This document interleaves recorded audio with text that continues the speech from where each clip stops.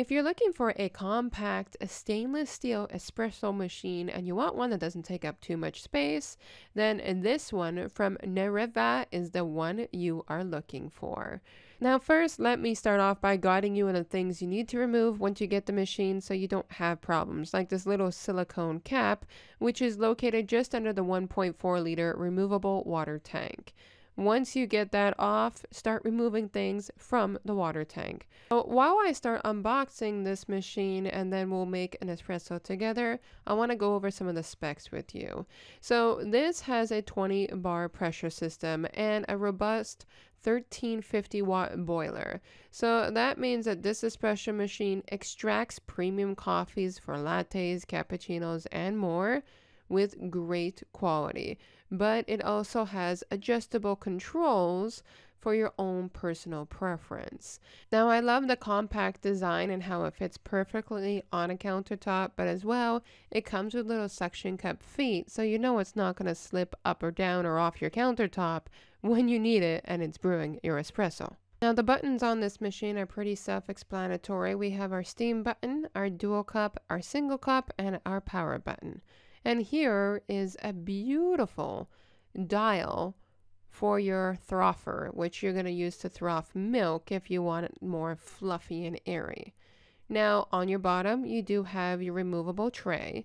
And what I like about it is the details are stainless steel, but even all components of the bottom tray remove. Now that is convenient because if you're going to put something like a coffee cup, not an espresso cup, it fits perfectly. So this is your frother and it moves in different directions so that you can be able to get a cup underneath. And just overall, this beautiful sleek design on this stainless steel espresso maker is something very appealing towards the eyes. Now let's start by making an espresso, and to do so we're going to fill up our lovely 34-ounce water tank, which is very easy, simple to remove, place back, and put our cover.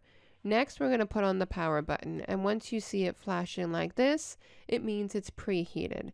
After that, it will go up to 198 Fahrenheit, but if you want to switch it to Celsius, press and hold at the same time these two buttons, and you can change it back and forth. Now, we're going to make sure that our frother does dispose of hot liquid. Let's put a glass under, let's turn this on, and you can see the water coming out hot. So that means it's already working, so let's start making an espresso. Now, because I don't have an espresso cup available, I'm using a traditional coffee cup. Now, even though you do get the 1 cup and 2 cup filter, I am going to go with a 1 cup filter in this case scenario. Now, what I like to do is I actually like to use the 2 cup feature on the machine because it makes my espresso a little bit less intense. Now, we're just going to place this little funnel on top to help keep our coffee grinds in place, and it's up to you. You can buy beans and grind them. I went with a pre-grinded coffee that is especially made for espressos. Now for my 1 cup, I'm going to use, 1 scoop of espresso right in here. And what's great is, just like any espresso machine, you get the tools to get the job done. So I'm going to pack down my coffee so that it's nice and tight in there. And the only thing I'm going to do is just remove the excess off the rim. Now this handle inserts very easy with your coffee grinds right snug into the lock. And then in this case, I press 2 for a 2 cup because, as I mentioned, I prefer with my 1 cup to extract 2 just because I find it pushes the bean a little bit more, so it makes it a little bit less strong.